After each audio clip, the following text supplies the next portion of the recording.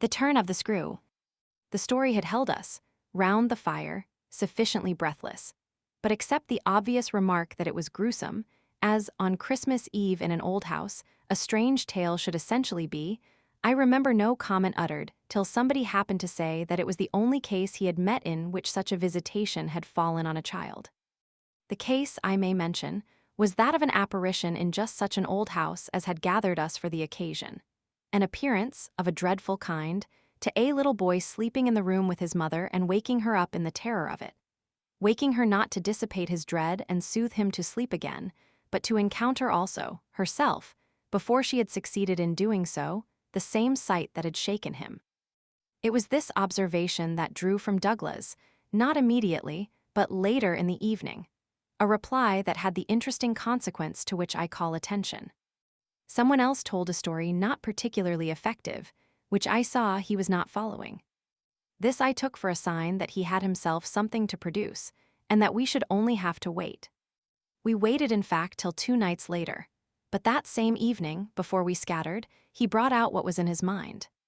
I quite agree, in regard to Griffin's ghost, or whatever it was, that its appearing first to the little boy, at so tender an age, adds a particular touch. But it's not the first occurrence of its charming kind that I know to have involved a child.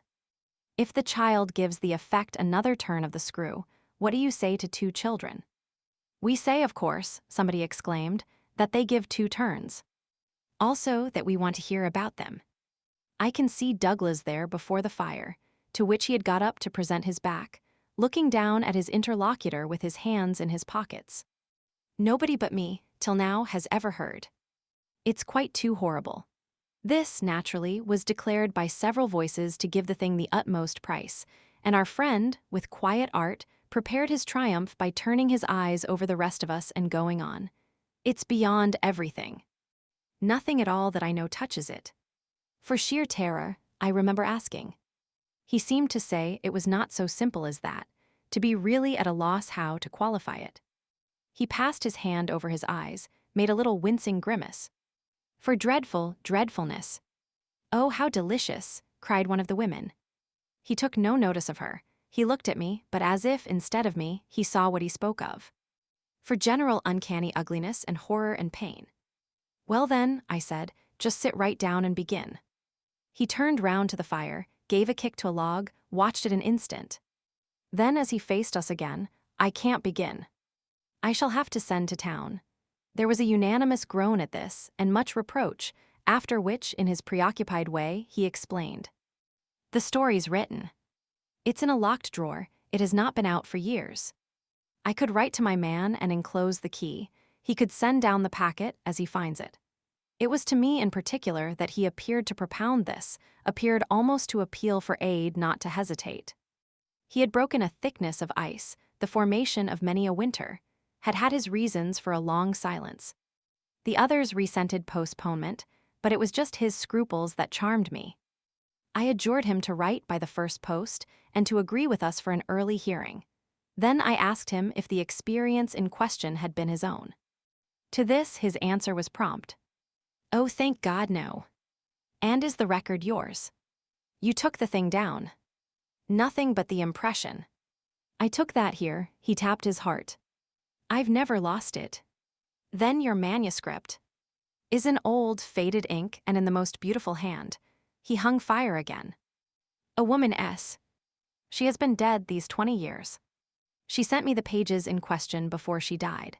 They were all listening now, and of course there was somebody to be arch, or at any rate to draw the inference. But if he put the inference by without a smile, it was also without irritation. She was a most charming person, but she was 10 years older than I. She was my sister's governess, he quietly said. She was the most agreeable woman I've ever known in her position. She would have been worthy of any whatever. It was long ago, and this episode was long before. I was at Trinity, and I found her at home on my coming down the second summer. I was much there that year. It was a beautiful one, and we had in her off hours some strolls and talks in the garden, talks in which she struck me as awfully clever and nice. Oh yes, don't grin. I liked her extremely, and am glad to this day to think she liked me too. If she hadn't, she wouldn't have told me. She had never told anyone. It wasn't simply that she said so, but that I knew she hadn't. I was sure I could see. You'll easily judge why when you hear. Because the thing had been such a scare. He continued to fix me. You'll easily judge, he repeated. You will. I fixed him too. I see. She was in love. He laughed for the first time. You are acute. Yes, she was in love. That is, she had been. That came out, she couldn't tell her story without its coming out. I saw it and she saw I saw it, but neither of us spoke of it. I remember the time and the place, the corner of the lawn, the shade of the great beeches, and the long, hot summer afternoon. It wasn't a scene for a shudder, but oh, he quitted the fire and dropped back into his chair. You'll receive the packet Thursday morning, I inquired. Probably not till the second post. Well then, after dinner. You'll all meet me here, he looked us round again. Isn't anybody going? It was almost the tone of hope. Everybody will stay. I will, and I will, cried the ladies whose departure had been fixed. Mistress Griffin, however, expressed the need for a little more light. Who was it she was in love with? The story will tell, I took upon myself to reply. Oh, I can't wait for the story. The story won't tell, said Douglas, not in any literal, vulgar way. More's the pity, then. That's the only way I ever understand. Won't you tell, Douglas? Somebody else inquired. He sprang to his feet again. Yes, tomorrow.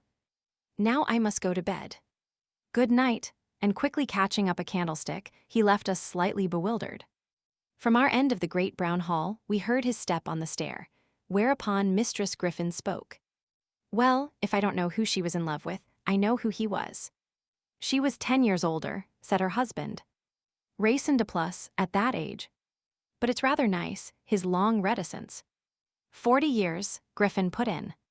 With this outbreak at last. The outbreak, I returned, will make a tremendous occasion of Thursday night. And everyone so agreed with me that, in the light of it, we lost all attention for everything else. The last story, however incomplete and like the mere opening of a serial, had been told. We handshook and candle stuck, as somebody said, and went to bed. I knew the next day that a letter containing the key had, by the first post, gone off to his London apartments.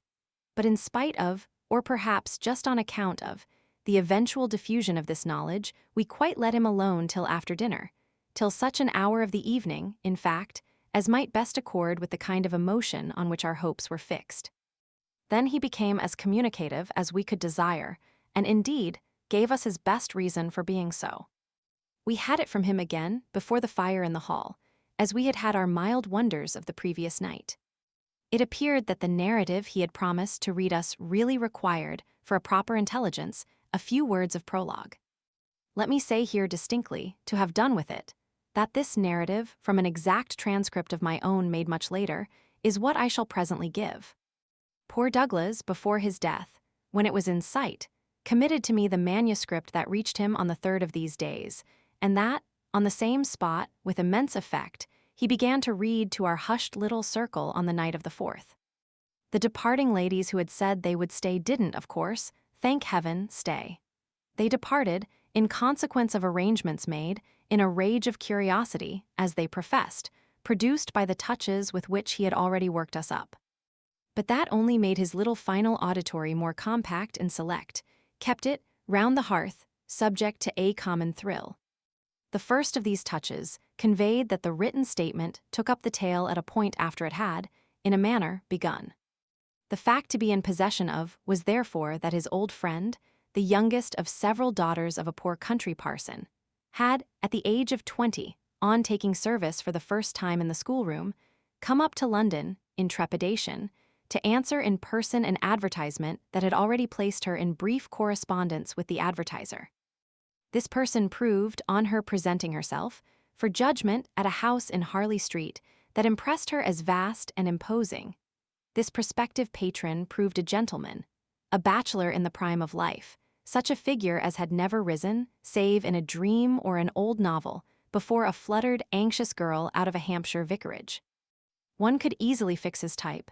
It never, happily, dies out. He was handsome and bold and pleasant, offhand and gay and kind. He struck her, inevitably, as gallant and splendid.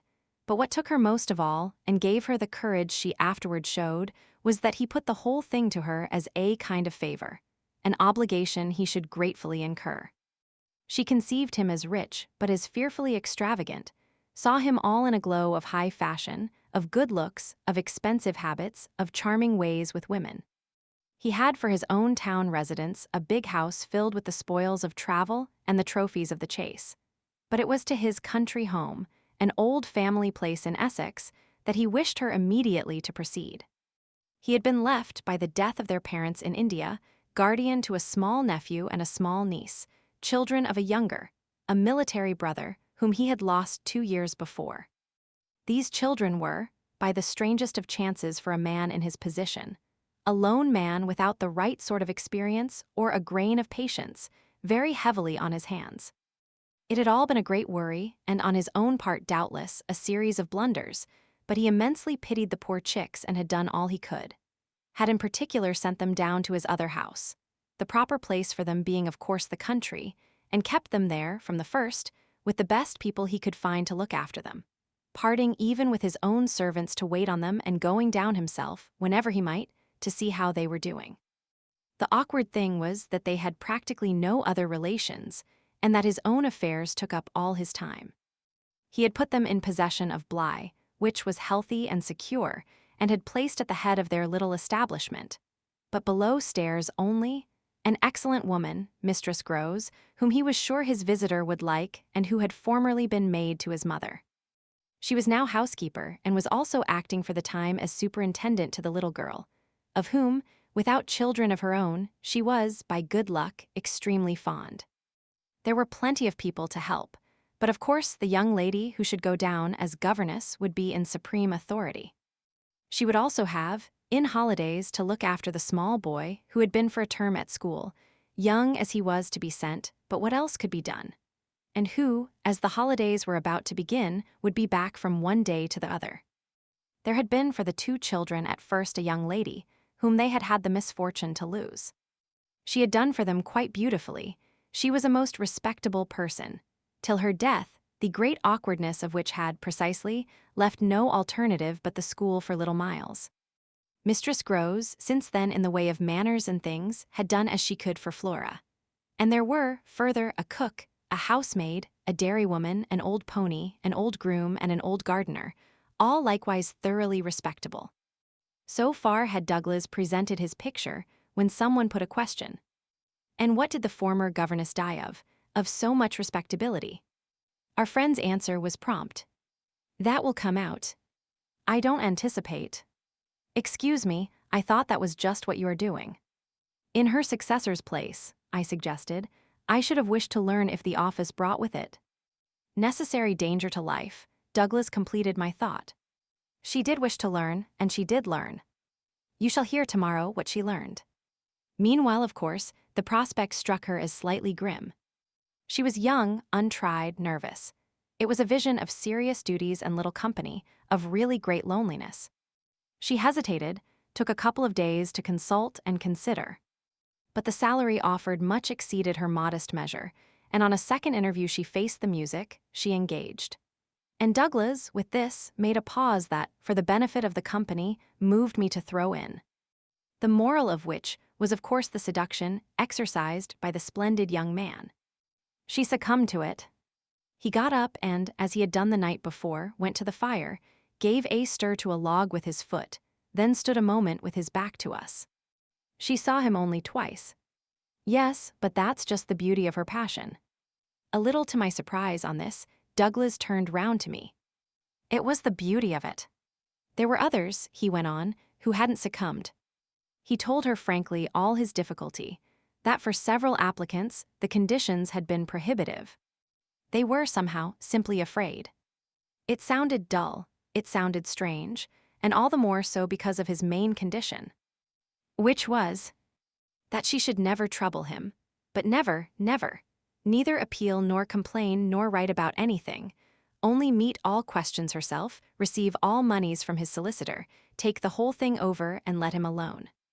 She promised to do this, and she mentioned to me that when, for a moment, disburdened, delighted, he held her hand, thanking her for the sacrifice, she already felt rewarded. But was that all her reward? One of the ladies asked. She never saw him again. Oh, said the lady, which, as our friend immediately left us again, was the only other word of importance contributed to the subject, till the next night, by the corner of the hearth, in the best chair, he opened the faded red cover of a thin, old-fashioned, gilt-edged album. The whole thing took indeed more nights than one, but on the first occasion, the same lady put another question. What is your title? I haven't one. Oh, I have, I said. But Douglas, without heeding me, had begun to read with a fine clearness that was like a rendering to the ear of the beauty of his author's hand. I remember the whole beginning as a succession of flights and drops, a little seesaw of the right throbs and the wrong. After rising, in town, to meet his appeal, I had at all events a couple of very bad days, found myself doubtful again, felt indeed sure I had made a mistake. In this state of mind, I spent the long hours of bumping, swinging coach that carried me to the stopping place at which I was to be met by a vehicle from the house. This convenience, I was told, had been ordered, and I found, toward the close of the June afternoon, a commodious fly in waiting for me. Driving at that hour, on a lovely day, through a country to which the summer sweetness seemed to offer me a friendly welcome, my fortitude mounted afresh, and, as we turned into the avenue, encountered a reprieve that was probably but a proof of the point to which it had sunk. I suppose I had expected, or had dreaded, something so melancholy that what greeted me was a good surprise. I remember as a most pleasant impression the broad, clear front, its open windows and fresh curtains, and the pair of maids looking out. I remember the lawn and the bright flowers, and the crunch of my wheels on the gravel, and the clustered treetops, over which the rooks circled and cawed in the golden sky.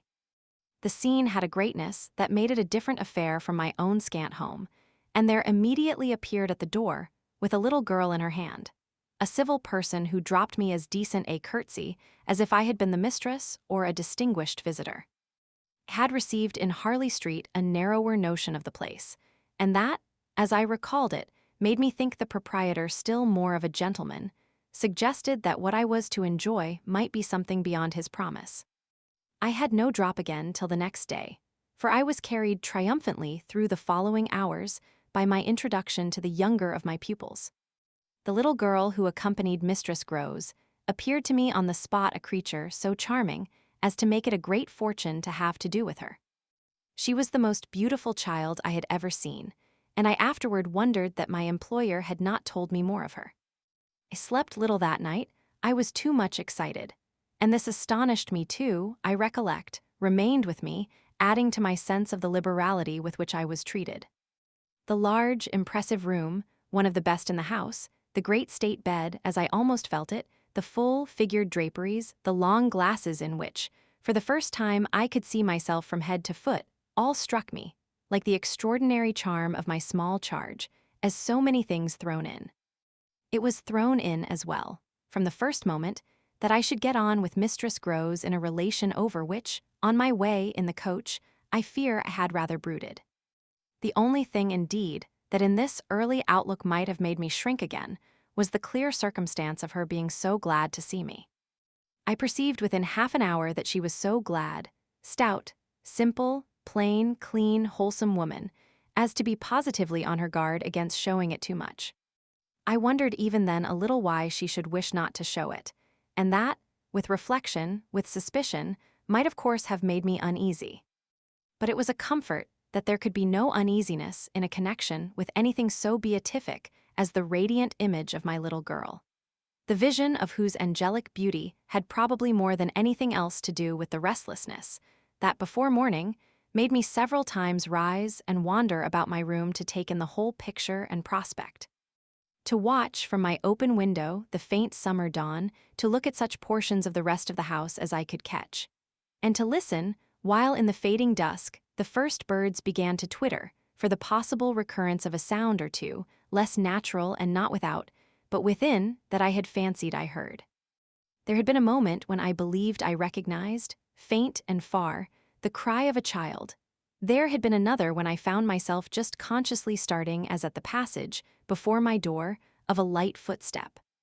But these fancies were not marked enough not to be thrown off, and it is only in the light, or the gloom, I should rather say, of other and subsequent matters that they now come back to me. To watch, teach, form, little Flora would too evidently be the making of a happy and useful life. It had been agreed between us downstairs that after this first occasion I should have her as a matter of course at night, her small white bed being already arranged, to that end, in my room. What I had undertaken was the whole care of her, and she had remained, just this last time, with Mistress Grows only as an effect of our consideration for my inevitable strangeness and her natural timidity. In spite of this timidity, which the child herself, in the oddest way in the world, had been perfectly frank and brave about, allowing it, without a sign of uncomfortable consciousness, with the deep, sweet serenity indeed of one of Raphael's holy infants, to be discussed, to be imputed to her, and to determine us, I feel quite sure she would presently like me. It was part of what I already liked Mistress Grows herself for, the pleasure I could see her feel in my admiration and wonder as I sat at supper with 4 tall candles, and with my pupil, in a high chair and a bib brightly facing me, between them, over bread and milk. There were naturally things that in Flora's presence could pass between us only as prodigious and gratified looks, obscure and roundabout allusions. And the little boy, does he look like her? Is he too so very remarkable? One wouldn't flatter a child. Oh, miss, most remarkable. If you think well of this one. And she stood there with a plate in her hand, beaming at our companion, who looked from one of us to the other with placid heavenly eyes that contained nothing to check us. Yes, if I do. You will be carried away by the little gentleman. Well, that, I think, is what I came for, to be carried away. I'm afraid, however, I remember feeling the impulse to add, I'm rather easily carried away. I was carried away in London. I can still see Mistress Grows's broad face as she took this in. In Harley Street. In Harley Street.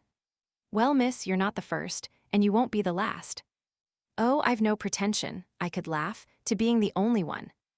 My other pupil, at any rate, as I understand, comes back tomorrow. Not tomorrow, Friday, miss. He arrives, as you did, by the coach under care of the guard, and is to be met by the same carriage. I forthwith expressed that the proper as well as the pleasant and friendly thing would be therefore that on the arrival of the public conveyance I should be in waiting for him with his little sister. An idea in which Mistress Grows concurred so heartily that I somehow took her manner as a kind of comforting pledge, never falsified, thank heaven, that we should on every question be quite at one. Oh, she was glad I was there. What I felt the next day was, I suppose, nothing that could be fairly called a reaction from the cheer of my arrival.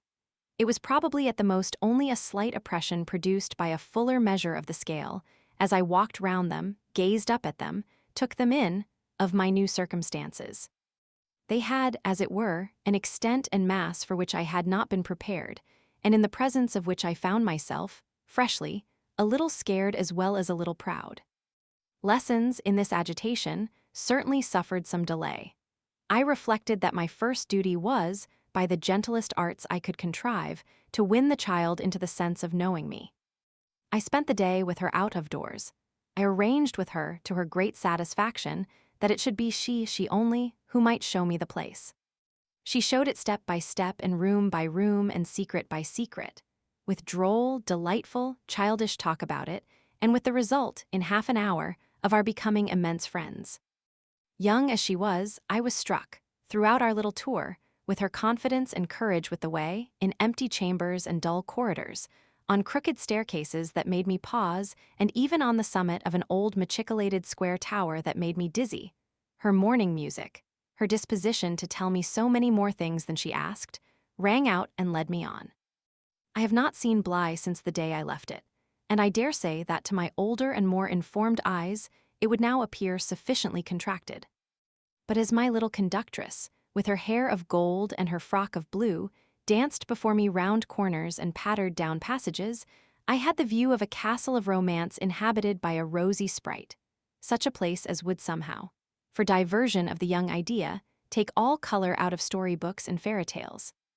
Wasn't it just a storybook over which I had fallen a doze and a dream? No, it was a big, ugly, antique, but convenient house, embodying a few features of a building still older, half replaced and half utilized, in which I had the fancy of our being almost as lost as a handful of passengers in a great drifting ship. Well, I was strangely at the helm. 2. This came home to me when 2 days later I drove over with Flora to meet, as Mistress Groves said, the little gentleman, and all the more for an incident that, presenting itself the second evening, had deeply disconcerted me. The first day had been, on the whole, as I have expressed, reassuring, but I was to see it wind up in keen apprehension. The post-bag that evening, it came late, contained a letter for me, which, however, in the hand of my employer, I found to be composed but of a few words enclosing another, addressed to himself, with a seal still unbroken. This, I recognize, is from the headmaster, and the headmaster's an awful bore. Read him, please, deal with him, but mind you don't report. Not a word. I'm off. I broke the seal with a great effort, so great a one that I was a long time coming to it. Took the unopened missive at last up to my room, and only attacked it just before going to bed. I had better have let it wait till morning, for it gave me a second sleepless night. With no counsel to take, the next day I was full of distress, and it finally got so the better of me that I determined to open myself at least to Mistress Groves. What does it mean? The child dismissed his school. She gave me a look that I remarked at the moment, then, visibly, with a quick blankness, seemed to try to take it back. But aren't they all? Sent home, yes. But only for the holidays. Miles may never go back at all. Consciously, under my attention, she reddened. They won't take him. They absolutely decline. At this she raised her eyes, which she had turned from me. I saw them fill with good tears. What has he done? I hesitated. Then I judged best simply to hand her my letter, which, however, had the effect of making her, without taking it, simply put her hands behind her. She shook her head sadly. Such things are not for me, miss. My counselor couldn't read. I winced at my mistake, which I attenuated as I could, and opened my letter again to repeat it to her. Then, faltering in the act and folding it up once more, I put it back in my pocket. Is he really bad? The tears were still in her eyes. Do the gentlemen say so? They go into no particulars. They simply express their regret that it should be impossible to keep him. That can have only one meaning. Mistress Groves listened with dumb emotion. She forbore to ask me what this meaning might be, so that, presently, to put the thing with some coherence, and with the mere aid of her presence to my own mind, I went on, that he's an injury to the others. At this, with one of the quick turns of simple folk, she suddenly flamed up. Master Miles. Him an injury. There was such a flood of good faith in it that, though I had not yet seen the child, my very fears made me jump to the absurdity of the idea.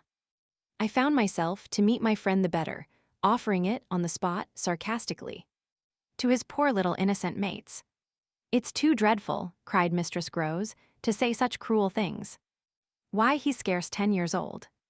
Yes, it would be incredible. She was evidently grateful for such a profession. See him, miss, first. Then believe it. I felt forthwith a new impatience to see him. It was the beginning of a curiosity that, for all the next hours, was to deepen almost to pain.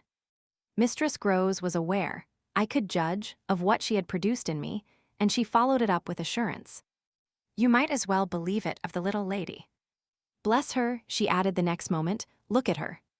I turned and saw that Flora, whom, 10 minutes before, I had established in the schoolroom with a sheet of white paper, a pencil, and a copy of nice, round O's, now presented herself to view at the open door. She expressed in her little way an extraordinary detachment from disagreeable duties, looking to me, however, with a great childish light that seemed to offer it as a mere result of the affection she had conceived for my person, which had rendered necessary that she should follow me. I needed nothing more than this to feel the full force of Mistress Groves's comparison, and, catching my pupil in my arms, covered her with kisses in which there was a sob of atonement. Nonetheless, the rest of the day I watched for further occasion to approach my colleague. especially as, toward evening, I began to fancy she rather sought to avoid me. I overtook her, I remember, on the staircase. We went down together, and at the bottom I detained her, holding her there with a hand on her arm. I take what you said to me at noon as a declaration that you've never known him to be bad. She threw back her head. She had clearly, by this time and very honestly, adopted an attitude. Oh, never known him, I don't pretend that. I was upset again. Then you have known him. Yes, indeed, miss, thank God. On reflection, I accepted this. You mean that a boy who never is no boy for me. I held her tighter. You like them with the spirit to be naughty. Then, keeping pace with her answer, so do I eagerly brought out. But not to the degree to contaminate. To contaminate, my big word left her at a loss. I explained it. To corrupt. She stared, taking my meaning in, but it produced in her an odd laugh. Are you afraid he'll corrupt you? She put the question with such a fine, bold humor that, with a laugh, a little silly doubtless, to match her own, I gave way for the time to the apprehension of ridicule. But the next day, as the hour for my drive approached, I cropped up in another place. What was the lady who was here before? The last governess.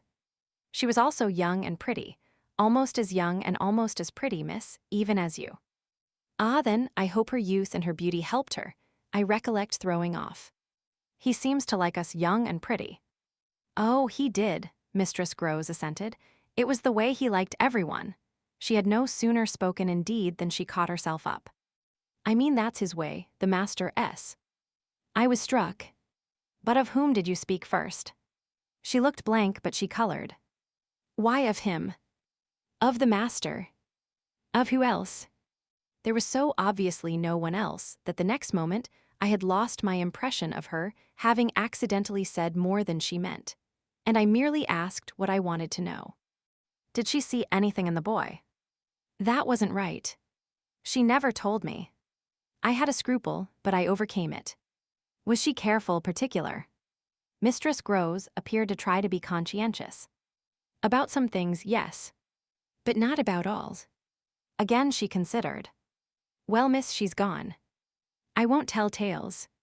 I quite understand your feeling, I hastened to reply, but I thought it, after an instant, not opposed to this concession to pursue. Did she die here? No, she went off. I don't know what there was in this brevity of Mistress Groves' that struck me as ambiguous. Went off to die? Mistress Groves looked straight out of the window, but I felt that, hypothetically, I had a right to know what young persons engaged for Bly were expected to do. She was taken ill, you mean, and went home. She was not taken ill, so far as appeared in this house. She left it, at the end of the year, to go home, as she said, for a short holiday to which the time she had put in had certainly given her a right. We had then a young woman, a nursemaid who had stayed on and who was a good girl and clever, and she took the children altogether for the interval. But our young lady never came back, and at the very moment I was expecting her, I heard from the master that she was dead. I turned this over. But of what? He never told me. But please, miss, said Mistress Groves, I must get to my work. 3. Her thus turning her back on me was fortunately not, for my just preoccupations, a snub that could check the growth of our mutual esteem. We met, after I had brought home little Miles, more intimately than ever on the ground of my stupefaction, my general emotion. So monstrous was I then ready to pronounce it that such a child as had now been revealed to me should be under an interdict. I was a little late on the scene, and I felt, as he stood wistfully looking out for me before the door of the inn at which the coach had put him down, that I had seen him, on the instant, without and within, in the great glow of freshness, the same positive fragrance of purity, in which I had, from the first moment, seen his little sister. He was incredibly beautiful, and Mistress Groves had put her finger on it. Everything but a sort of passion of tenderness for him was swept away by his presence. What I then and there took him to my heart, for was something divine that I have never found to the same degree in any child. His indescribable little air of knowing nothing in the world but love. It would have been impossible to carry a bad name with a greater sweetness of innocence, and by the time I had got back to Bly with him, I remained merely bewildered, so far That is, as I was not outraged by the sense of the horrible letter locked up in my room in a drawer. As soon as I could compass a private word with Mistress Groves, I declared to her that it was grotesque. She promptly understood me. "You mean the cruel charge. It doesn't live an instant. My dear woman, look at him." She smiled at my pretension to have discovered his charm. "I assure you, miss, I do nothing else." "What will you say, then?" she immediately added. In answer to the letter, I had made up my mind. "Nothing." And to his uncle, I was incisive. "Nothing." And to the boy himself, I was wonderful. "Nothing." She gave with her apron a great wipe to her mouth. "Then I'll stand by you. We'll see it out." "We'll see it out," I ardently echoed, giving her my hand to make it a vow. She held me there a moment, then whisked up her apron again with her detached hand. "Would you mind, miss, if I used the freedom to kiss me?" No, I took the good creature in my arms, and after we had embraced like sisters, felt still more fortified and indignant. This, at all events, was for the time. A time so full that, as I recall the way it went, it reminds me of all the art I now need to make it a little distinct. What I look back at with amazement is the situation I accepted. I had undertaken, with my companion, to see it out, and I was under a charm, apparently, that could smooth away the extent and the far and difficult connections of such an effort. I was lifted aloft on a great wave of infatuation and pity. I found it simple, in my ignorance, my confusion, and perhaps my conceit, to assume that I could deal with a boy whose education for the world was all on the point of beginning. I am unable even to remember at this day what proposal, framed for the end of his holidays and the resumption of his studies. Lessons with me, indeed, that charming summer, we all had a theory that he was to have. But I now feel that, for weeks, the lessons must have been rather my own. I learned something, at first, certainly, that had not been one of the teachings of my small, smothered life. Learned to be amused and even amusing and not to think for the morrow. It was the first time, in a manner, that I had known space and air and freedom, all the music of summer and all the mystery of nature. And then there was consideration, and consideration was sweet. Oh, it was a trap, not designed but deeply to my imagination, to my delicacy, perhaps to my vanity, to whatever in me was most excitable. The best way to picture it all is to say that I was off my guard. They gave me so little trouble, they were of a gentleness so extraordinary. I used to speculate, but even this with a dim disconnectedness, as to how the rough future, for all futures are rough, would handle them and might bruise them. They had the bloom of health and happiness, and yet, as if I had been in charge of a pair of little grandees, of princes of the blood, for whom everything, to be right, would have to be enclosed and protected, the only form that, in my fancy, the after-years could take for them was that of a romantic, a really royal extension of the garden and the park. It may be, of course, above all, that what suddenly broke into this gives the previous time a charm of stillness, that hush in which something gathers or crouches. The change was actually like the spring of a beast. In the first weeks the days were long. They often, at their finest, gave me what I used to call my own hour, the hour when, for my pupils, tea-time and bedtime having come and gone, I had, before my final retirement, a small interval alone. Much as I liked my companions, this hour was the thing in the day I liked most, and I liked it best of all when, as the light faded, or rather, I should say, the day lingered and the last calls of the last birds sounded, in a flushed sky, from the old trees. I could take a turn into the grounds and enjoy, almost with a sense of property that amused and flattered me, the beauty and dignity of the place. It was a pleasure at these moments to feel myself tranquil and justified, doubtless, perhaps, also to reflect that by my discretion, my quiet good sense and general high propriety, I was giving pleasure, if he ever thought of it, to the person to whose pressure I had responded. What I was doing was what he had earnestly hoped and directly asked of me, and that I could, after all, do it proved even a greater joy than I had expected. I dare say I fancied myself, in short, a remarkable young woman, and took comfort in the faith that this would more publicly appear. Well, I needed to be remarkable to offer affront to the remarkable things that presently gave their first sign. It was plump, one afternoon in the middle of my very hour. The children were tucked away, and I had come out for my stroll. One of the thoughts that, as I don't in the least shrink now from noting, used to be with me in these wanderings was that it would be as a charming story suddenly to meet someone. Someone would appear there at the turn of a path and would stand before me and smile and approve. Didn't ask more than that, I only asked that he should know, and the only way to be sure he knew would be to see it and the kind light of it in his handsome face.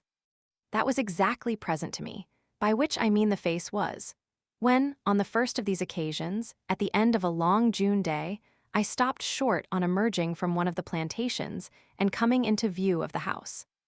What arrested me on the spot, and with a shock much greater than any vision had allowed for, was the sense that my imagination had, in a flash, turned real. He did stand there, but high up, beyond the lawn and at the very top of the tower to which, on that first morning, little Flora had conducted me. This tower was one of a pair square, incongruous, crenellated structures that were distinguished, for some reason, though I could see little difference, as the new and the old. They flanked opposite ends of the house and were probably architectural absurdities, redeemed in a measure indeed by not being wholly disengaged nor of a height too pretentious, dating, in their gingerbread antiquity, from a romantic revival that was already a respectable past.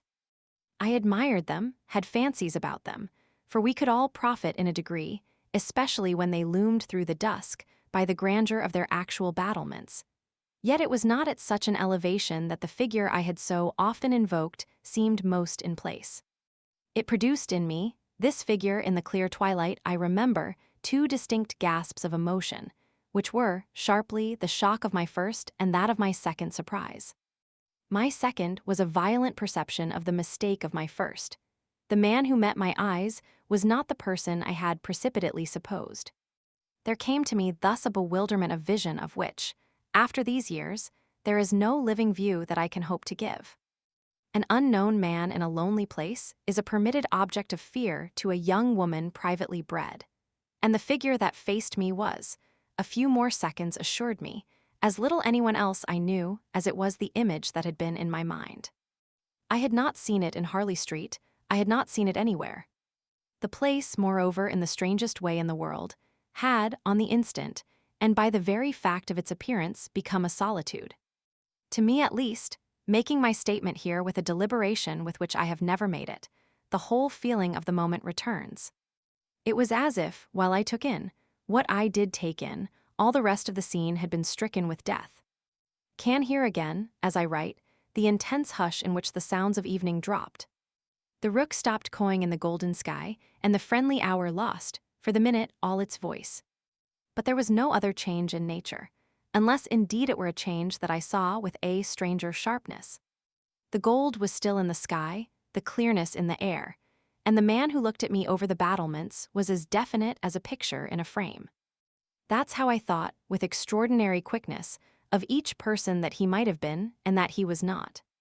We were confronted across our distance, quite long enough for me to ask myself with intensity who then he was and to feel, as an effect of my inability to say, a wonder that in a few instants more became intense. The great question, or one of these, is afterward, I know, with regard to certain matters, the question of how long they have lasted.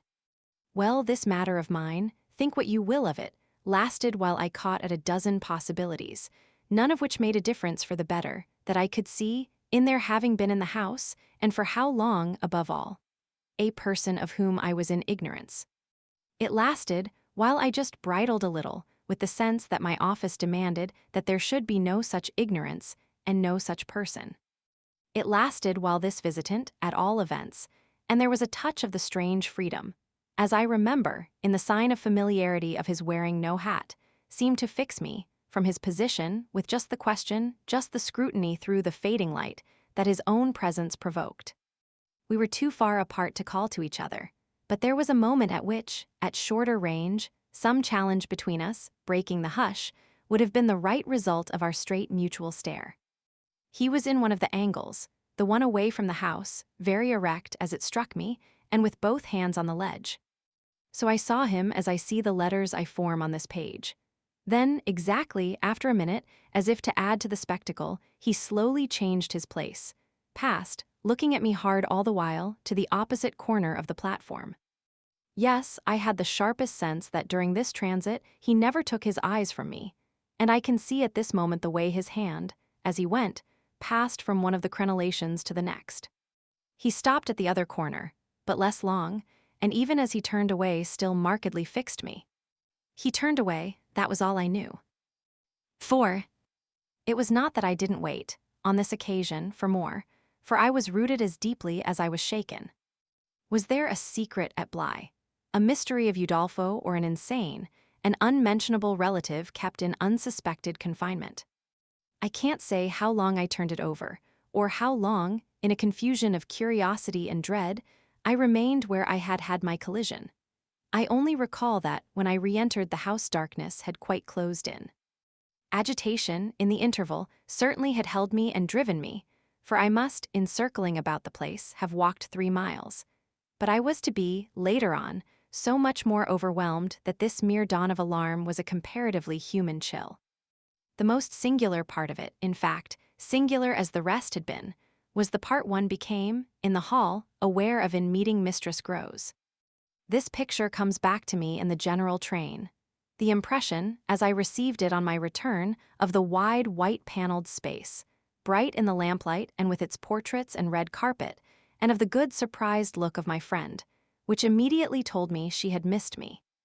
It came to me straightway, under her contact, that with plain hardiness, mere relieved anxiety at my appearance, she knew nothing whatever that could bear upon the incident I had there ready for her. I had not suspected in advance that her comfortable face would pull me up, and I somehow measured the importance of what I had seen by my thus finding myself hesitate to mention it.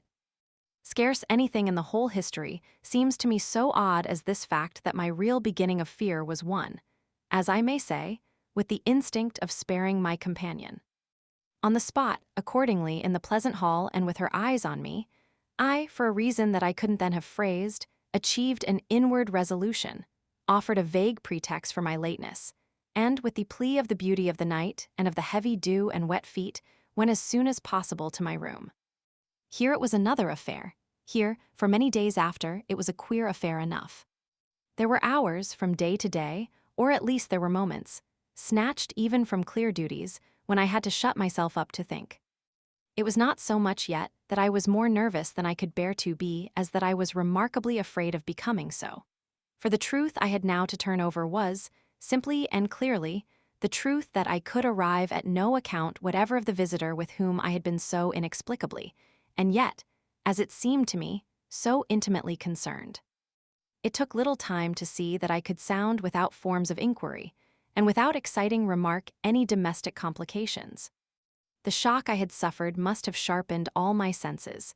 I felt sure, at the end of 3 days, and as the result of mere closer attention, that I had not been practiced upon by the servants nor made the object of any game. Of whatever it was that I knew, nothing was known around me. There was but one sane inference. Someone had taken a liberty rather gross. That was what, repeatedly, I dipped into my room and locked the door to say to myself. We had been, collectively, subject to an intrusion. Some unscrupulous traveler, curious in old houses, had made his way in unobserved, enjoyed the prospect from the best point of view, and then stolen out as he came. If he had given me such a bold, hard stare, that was but a part of his indiscretion. The good thing, after all, was that we should surely see no more of him. This was not so good a thing, I admit, as not to leave me to judge that what, essentially, made nothing else much signify was simply my charming work. My charming work was just my life with Miles and Flora, and through nothing could I so like it as through feeling that I could throw myself into it in trouble. The attraction of my small charges was a constant joy, leading me to wonder afresh at the vanity of my original fears, the distaste I had begun by entertaining for the probable grey prose of my office.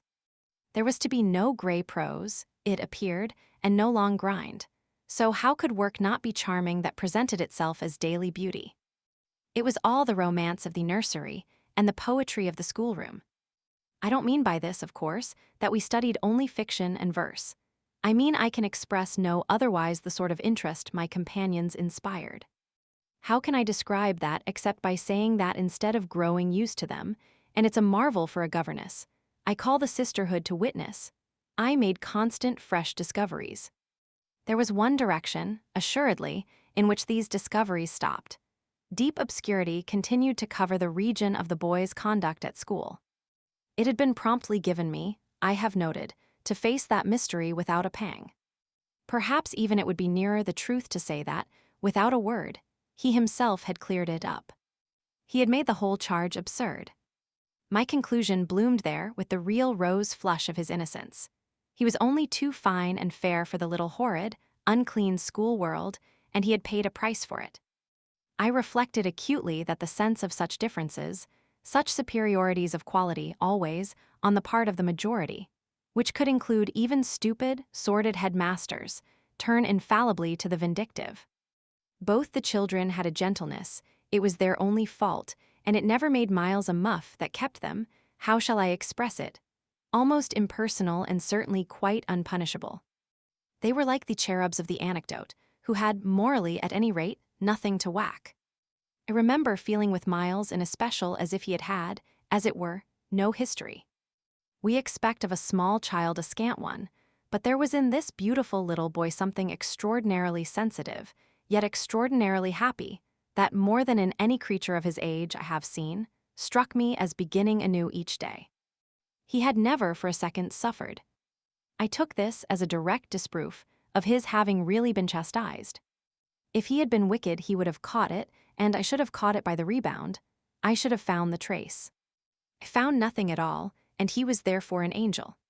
He never spoke of his school, never mentioned a comrade or a master, and I, for my part, was quite too much disgusted to allude to them. Of course I was under the spell, and the wonderful part is that, even at the time, I perfectly knew I was. But I gave myself up to it. It was an antidote to any pain, and I had more pains than one. I was in receipt in these days of disturbing letters from home, where things were not going well. But with my children, what things in the world mattered?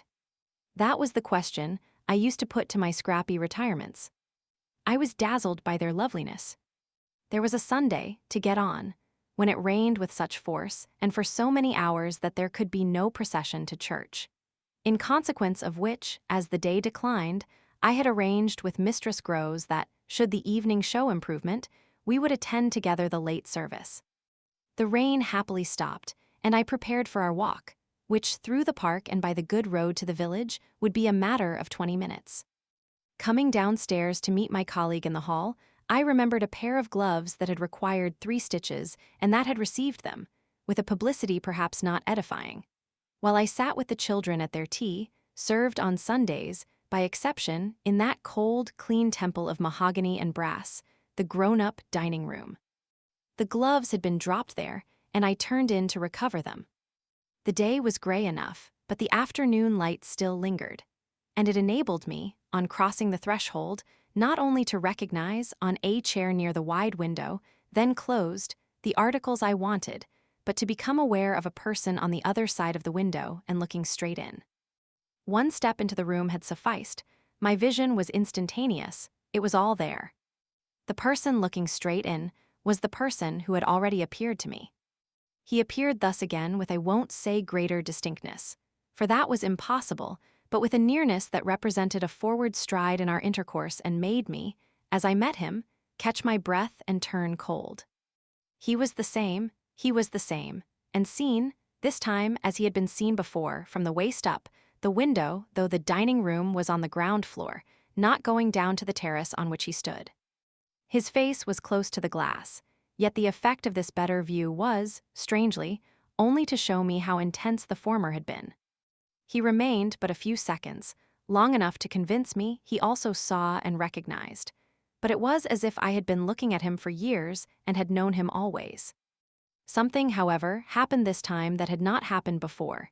His stare into my face, through the glass and across the room, was as deep and hard as then, but it quitted me for a moment during which I could still watch it, see it fix successively several other things. On the spot, there came to me the added shock of a certitude that it was not for me he had come there. He had come for someone else. The flash of this knowledge, for it was knowledge in the midst of dread, produced in me the most extraordinary effect, started as I stood there, a sudden vibration of duty and courage. I say courage because I was beyond all doubt already far gone. I bounded straight out of the door again, reached that of the house, got in an instant upon the drive, and, passing along the terrace as fast as I could rush, turned a corner and came full in sight. But it was in sight of nothing now. My visitor had vanished. I stopped, I almost dropped with the real relief of this, but I took in the whole scene. I gave him time to reappear. Call it time, but how long was it? I can't speak to the purpose, today, of the duration of these things. That kind of measure must have left me. They couldn't have lasted as they actually appeared to me to last. The terrace and the whole place, the lawn and the garden beyond it, all I could see of the park, were empty with a great emptiness. There were shrubberies and big trees, but I remember the clear assurance I felt that none of them concealed him. He was there or was not there if I didn't see him. I got hold of this, then, instinctively, instead of returning as I had come, went to the window.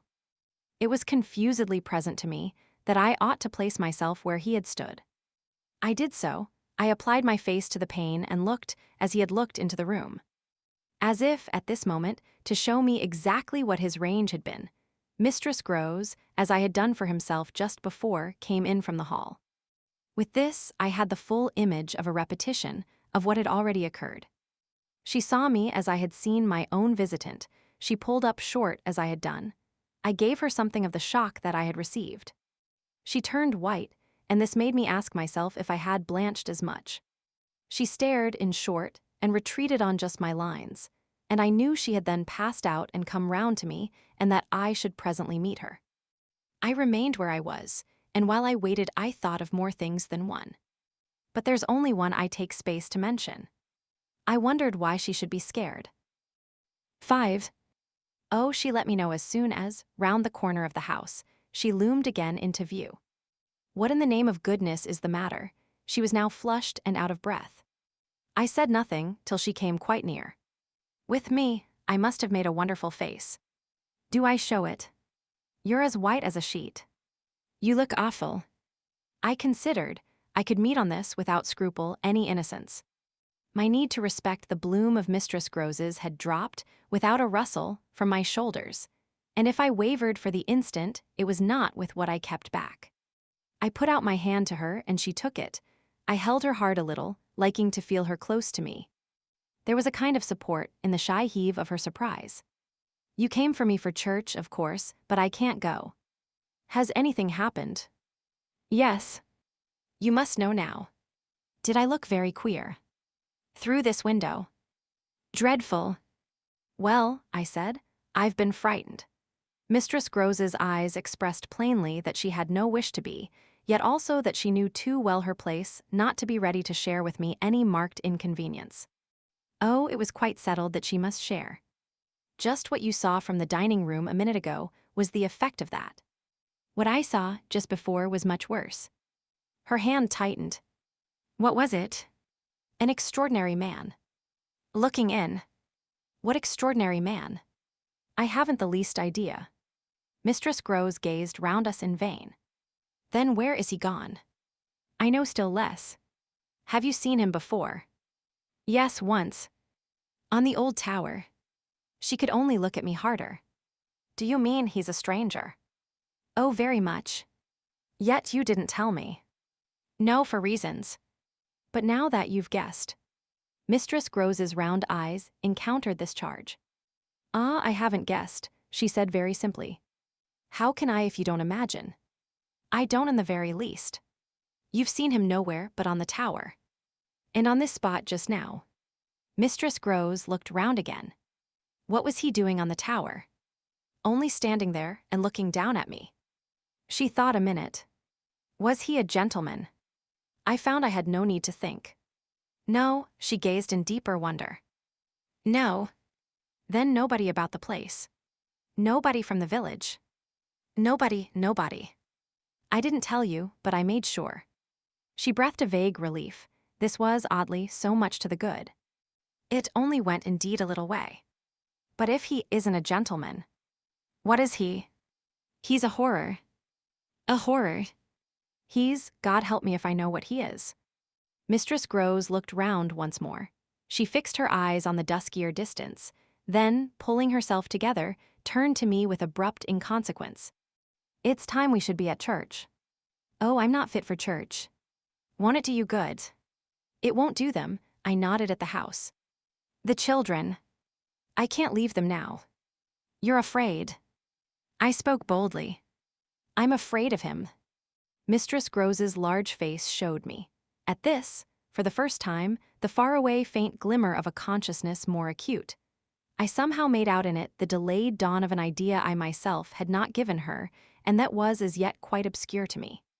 It comes back to me that I thought instantly of this as something I could get from her, and I felt it to be connected with the desire she presently showed to know more. When was it on the tower? About the middle of the month. At this same hour. Almost at dark, said Mistress Groves. Oh no, not nearly. I saw him as I see you. Then how did he get in? And how did he get out? I laughed. I had no opportunity to ask him. This evening, you see, I pursued, he has not been able to get in. He only peeps. I hope it will be confined to that. She had now let go my hand, she turned away a little. I waited an instant, then I brought out, go to church. Goodbye. I must watch. Slowly she faced me again. Do you fear for them? We met in another long look. Don't you? Instead of answering, she came nearer to the window, and for a minute applied her face to the glass. You see how he could see, I meanwhile went on. She didn't move. How long was he here? Till I came out. I came to meet him. Mistress Groves at last turned round, and there was still more in her face. I couldn't have come out. Neither could I laughed again. But I did come. I have my duty. So have I mine, she replied, after which she added, what is he like? I've been dying to tell you. But he's like nobody. Nobody, she echoed. He has no hat. Then seeing in her face that she already, in this, with a deeper dismay, found a touch of picture, I quickly added stroke to stroke. He has red hair, very red, close curling, and a pale face, long in shape, with straight, good features and little, rather queer whiskers that are as red as his hair. His eyebrows are, somehow, darker. They look particularly arched and as if they might move a good deal. His eyes are sharp, strange, awfully, but I only know clearly that they are rather small and very fixed. His mouth's wide, and his lips are thin, and except for his little whiskers, he's quite clean-shaven. He gives me a sort of sense of looking like an actor. An actor? It was impossible to resemble one less, at least, than Mistress Groves at that moment. I've never seen one, but so I suppose them. He's tall, active, erect, I continued, but never, no, never, a gentleman. My companion's face had blanched as I went on. Her round eyes started, and her mild mouth gaped. A gentleman, she gasped, confounded, stupefied. A gentleman he. You know him then. She visibly tried to hold herself. But he is handsome. I saw the way to help her. Remarkably. And dressed. In somebody's clothes. They're smart, but they're not his own. She broke into a breathless affirmative groan. They're the master S. I caught it up. You do know him. She faltered but a second. Quint, she cried. Quint. Peter Quint, his own man, his valet, when he was here. When the master was. Gaping still, but meeting me, she pieced it all together. He never wore his hat, but he did wear, well, there were waistcoats missed. They were both here, last year. Then the master went, and Quint was alone. I followed, but halting a little. Alone. Alone with us. Then, as from a deeper depth, in charge, she added. And what became of him? She hung fire so long that I was still more mystified. He went too, she brought out at last. Went where? Her expression at this became extraordinary. God knows where. He died. Died, I almost shrieked. She seemed fairly to square herself, plant herself more firmly to utter the wonder of it. Yes. Mr. Quint is dead. 6. It took, of course, more than that particular passage to place us together in presence of what we had now to live with as we could. My dreadful liability to impressions of the order so vividly exemplified, and my companion's knowledge henceforth, a knowledge half consternation and half compassion of that liability. There had been, this evening, after the revelation left me, for an hour, so prostrate, there had been, for either of us, no attendance on any service but a little service of tears and vows, of prayers and promises, a climax to the series of mutual challenges and pledges that had straightway ensued on our retreating together to the schoolroom and shutting ourselves up there to have everything out. The result of our having everything out was simply to reduce our situation to the last rigor of its elements. She herself had seen nothing, not the shadow of a shadow, and nobody in the house, but the governess was in the governess's plight. Yet she accepted without directly impugning my sanity the truth as I gave it to her, and ended by showing me, on this ground, an awe-stricken tenderness, an expression of the sense of my more than questionable privilege, of which the very breath has remained with me as that of the sweetest of human charities. What was settled between us, accordingly, that night, was that we thought we might bear things together, and I was not even sure that, in spite of her exemption, it was she who had the best of the burden. I knew at this hour, I think, as well as I knew later, what I was capable of meeting to shelter my pupils, but it took me some time to be wholly sure of what my honest ally was prepared for to keep terms with so compromising a contract. I was queer company enough, quite as queer as the company I received, but as I trace over what we went through, I see how much common ground we must have found in the one idea that, by good fortune, could steady us. It was the idea, the second movement, that led me straight out, as I may say, of the inner chamber of my dread. Could take the air in the court, at least, and their mistress Grows could join me. Perfectly can I recall now the particular way strength came to me before we separated for the night. We had gone over and over every feature of what I had seen. He was looking for someone else, you say, someone who was not you. He was looking for little Miles. A portentous clearness now possessed me. That's whom he was looking for. But how do you know? I know. My exaltation grew. And you know, my dear. She didn't deny this, but I felt, not even so much telling as that. She resumed in a moment, at any rate, what if he should see him? Little Miles. That's what he wants. She looked immensely scared again. The child. Heaven forbid. The man. He wants to appear to them. That he might was an awful conception, and yet somehow I could keep it at bay, which, moreover, as we lingered there, was what I succeeded in practically proving. I had an absolute certainty that I should see again what I had already seen, but something within me said that by offering myself bravely as the sole subject of such experience, by accepting, by inviting, by surmounting it all, I should serve as an expiatory victim and guard the tranquility of my companions. The children, in especial, I should thus fence about and absolutely save. I recall one of the last things I said that night to Mistress Grows. It does strike me that my pupils have never mentioned. She looked at me hard as I musingly pulled up. His having been here and the time they were with him. The time they were with him and his name, his presence, his history in any way. Oh, the little lady doesn't remember. She never heard or knew. The circumstances of his death, I thought with some intensity. Perhaps not. But Miles would remember, Miles would know. Ah, don't try him, broke from Mistress Grows. I returned her the look she had given me. Don't be afraid, I continued to think. It is rather odd. That he has never spoken of him. Never by the least allusion. And you tell me they were great friends. Oh, it was him, Mistress Grows with emphasis declared. It was Quint's own fancy. To play with him, I mean to spoil him. She paused a moment, then she added, Quint was much too free. This gave me, straight from my vision of his face, such a sudden sickness of disgust. Too free with my boy. Too free with everyone. I forbore, for the moment, to analyze this description further than by the reflection that a part of it applied to several of the members of the household, of the half-dozen maids and men who were still of our small colony. But there was everything, for our apprehension, in the lucky fact that no discomfortable legend, no perturbation of scullions, had ever, within anyone's memory, attached to the kind old place. It had neither bad name nor ill fame, and Mistress Grows, most apparently, only desired to cling to me and to quake in silence.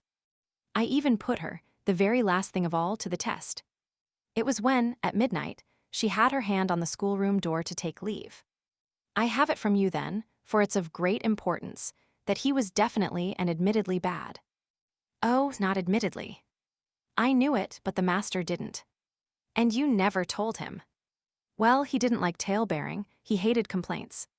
He was terribly short with anything of that kind, and if people were all right to him, he wouldn't be bothered with more? This squared well enough with my impressions of him. He was not a trouble-loving gentleman, nor so very particular perhaps about some of the company he kept. All the same, I pressed my interlocutress. I promise you I would have told. She felt my discrimination. I dare say I was wrong. But really, I was afraid. Afraid of what? Of things that man could do. Quint was so clever, he was so deep. I took this in still more than probably I showed. You weren't afraid of anything else. Not of his effect. His effect, she repeated with a face of anguish and waiting while it faltered. On innocent little precious lives. They were in your charge. No, they were not in mine, she roundly and distressfully returned. The master believed in him and placed him here because he was supposed not to be well, and the country air so good for him. So he had everything to say. Yes, she let me have it, even about them. Them, that creature, I had to smother a kind of howl. And you could bear it. No. I couldn't and I can't now, and the poor woman burst into tears. A rigid control from the next day was, as I have said, to follow them. Yet how often and how passionately, for a week, we came back together to the subject. Much as we had discussed it that Sunday night, I was, in the immediate later hours in especial, for it may be imagined whether I slept, still haunted with the shadow of something she had not told me. I myself had kept back nothing, but there was a word Mistress Grows had kept back. I was sure, moreover, by morning, that this was not from a failure of frankness, but because on every side there were fears.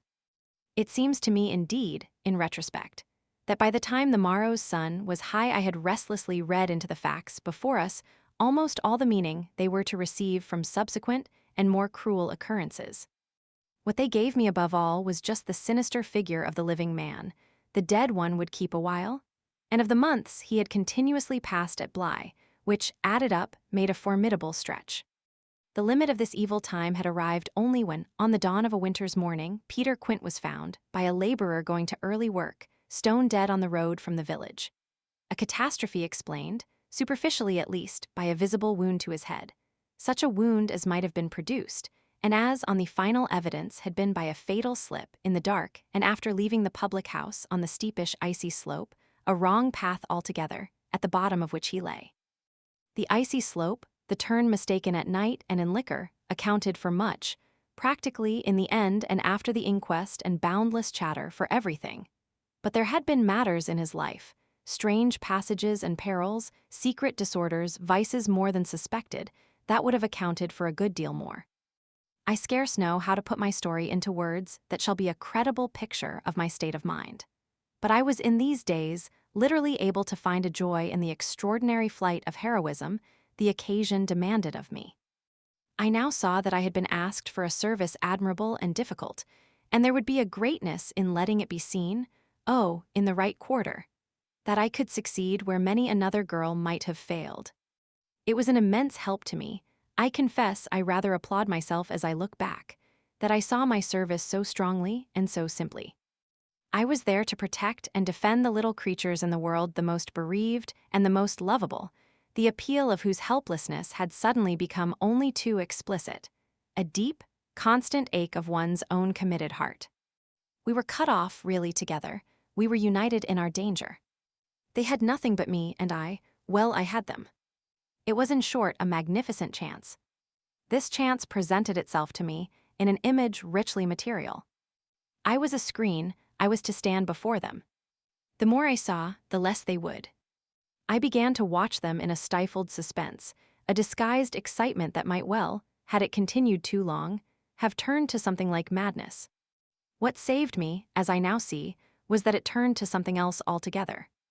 It didn't last as suspense, it was superseded by horrible proofs. Proofs, I say, yes, from the moment I really took hold.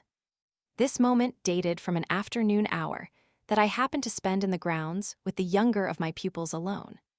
We had left Miles indoors, on the red cushion of a deep window seat. He had wished to finish a book, and I had been glad to encourage a purpose so laudable in a young man whose only defect was an occasional excess of the restless. His sister, on the contrary, had been alert to come out, and I strolled with her half an hour, seeking the shade, for the sun was still high and the day exceptionally warm. I was aware afresh, with her, as we went, of how, like her brother, she contrived. It was the charming thing in both children, to let me alone without appearing to drop me and to accompany me without appearing to surround. They were never importunate, and yet never listless. My attention to them all really went to seeing them amuse themselves immensely without me. This was a spectacle they seemed actively to prepare, and that engaged me as an active admirer. I walked in a world of their invention. They had no occasion whatever to draw upon mine, so that my time was taken only with being, for them, some remarkable person or thing that the game of the moment required, and that was merely, thanks to my superior, my exalted stamp, a happy and highly distinguished sinecure. I forget what I was on the present occasion. I only remember that I was something very important and very quiet, and that Flora was playing very hard. We were on the edge of the lake, and, as we had lately begun geography, the lake was the Sea of Azov. Suddenly, in these circumstances, I became aware that, on the other side of the Sea of Azov, we had an interested spectator. The way this knowledge gathered in me was the strangest thing in the world. The strangest, that is, except the very much stranger in which it quickly merged itself.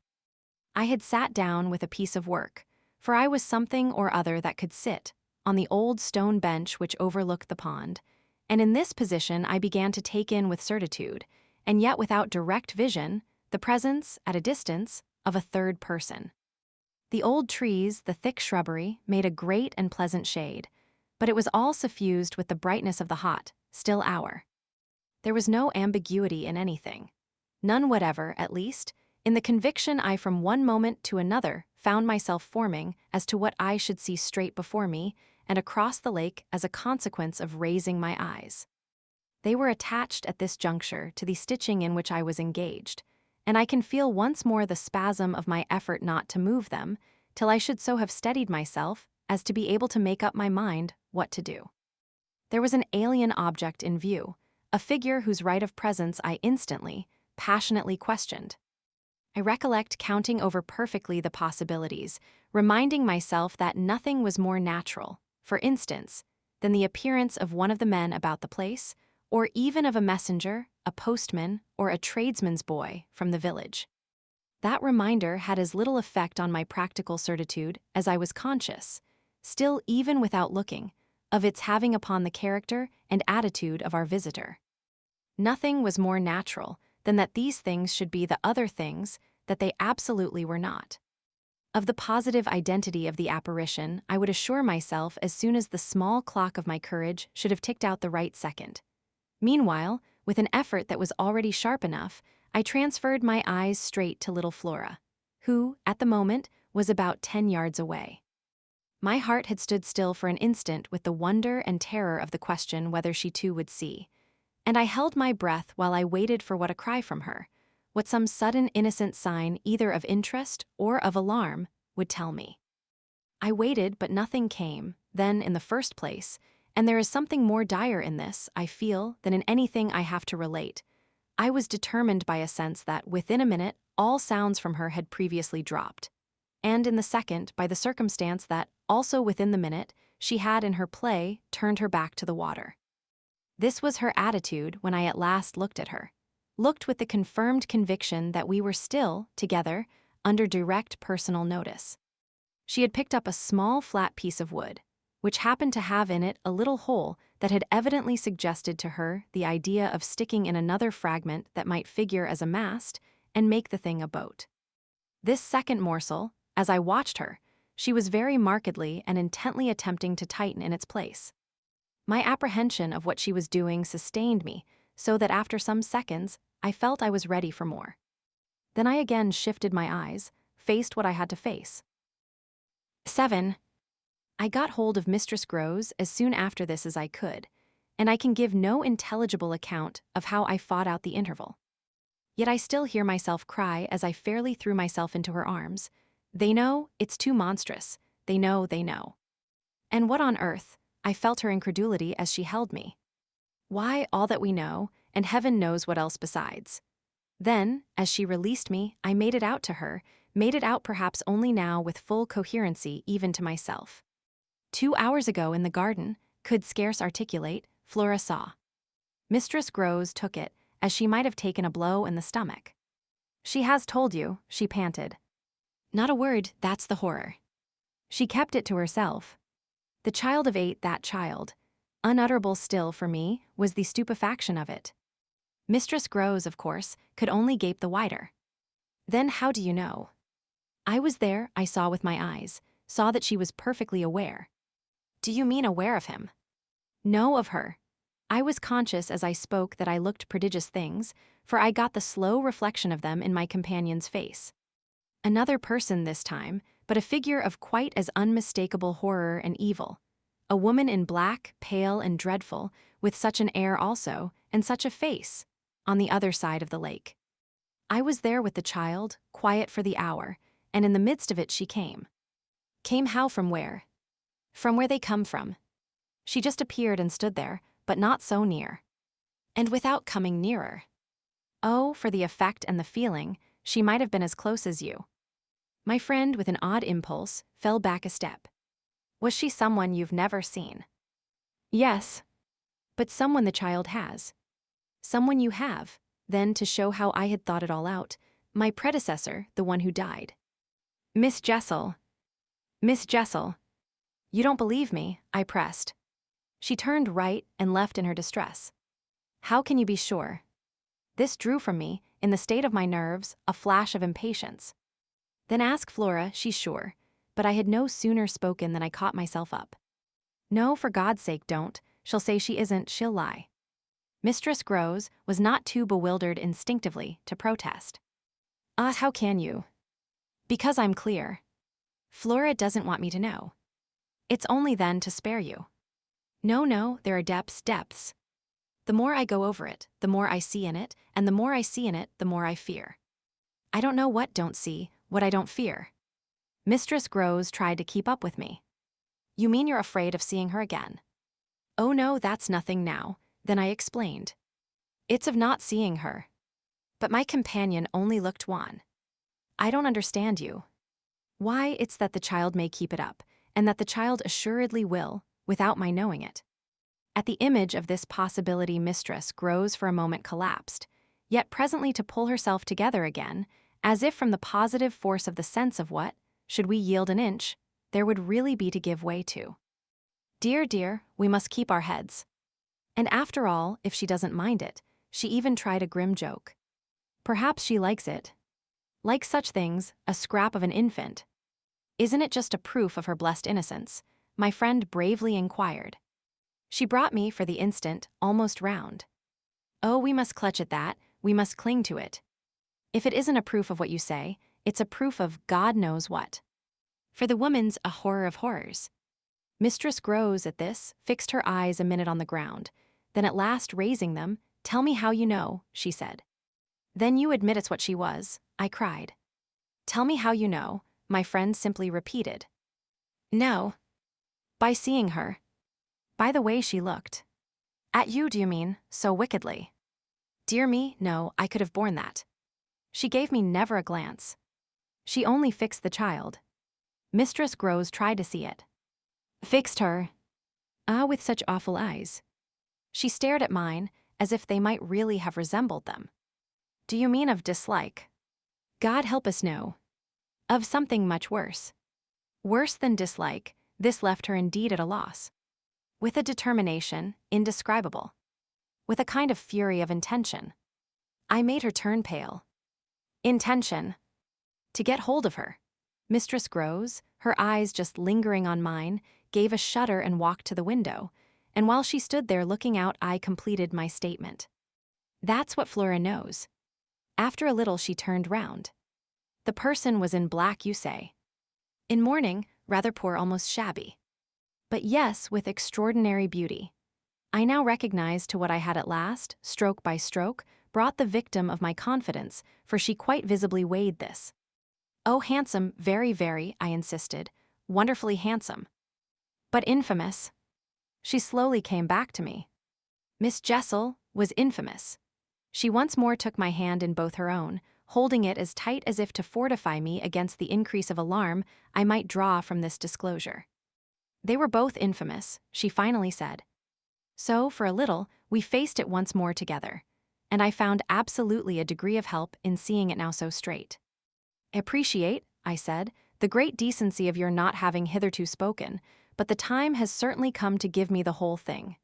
She appeared to assent to this, but still only in silence, seeing which I went on, I must have it now. Of what did she die? Come, there was something between them. There was everything. In spite of the difference. Oh, of their rank, their condition, she brought it woefully out. She was a lady. I turned it over, I again saw. Yes, she was a lady. And he so dreadfully below, said Mistress Grows. I felt that I doubtless needn't press too hard, in such company, on the place of a servant in the scale. But there was nothing to prevent an acceptance of my companion's own measure of my predecessor's abasement. There was a way to deal with that, and I dealt, the more readily for my full vision on the evidence of our employer's late clever, good-looking own man, impudent, assured, spoiled, depraved. The fellow was a hound. Mistress Grows considered, as if it were perhaps a little a case for a sense of shades. I've never seen one like him. He did what he wished. With her. With them all. It was as if now in my friend's own eyes, Miss Jessel had again appeared. I seemed at any rate, for an instant, to see their evocation of her as distinctly as I had seen her by the pond, and I brought out with decision, it must have been also what she wished. Mistress Grows's face signified that it had been indeed, but she said at the same time, poor woman, she paid for it. Then you do know what she died of? I asked. No, I know nothing. I wanted not to know, I was glad enough I didn't, and I thanked heaven she was well out of this. Yet you had then your idea. Of her real reason for leaving. Oh yes, as to that. She couldn't have stayed. Fancy it here, for a governess. And afterward I imagined, and I still imagine. And what I imagine is dreadful. Not so dreadful as what I do, I replied, on which I must have shown her, as I was indeed but too conscious, a front of miserable defeat. It brought out again all her compassion for me, and at the renewed touch of her kindness, my power to resist broke down. I burst, as I had, the other time, made her burst into tears. She took me to her motherly breast, and my lamentation overflowed. I don't do it, I sobbed in despair. I don't save or shield them. It's far worse than I dreamed, they're lost.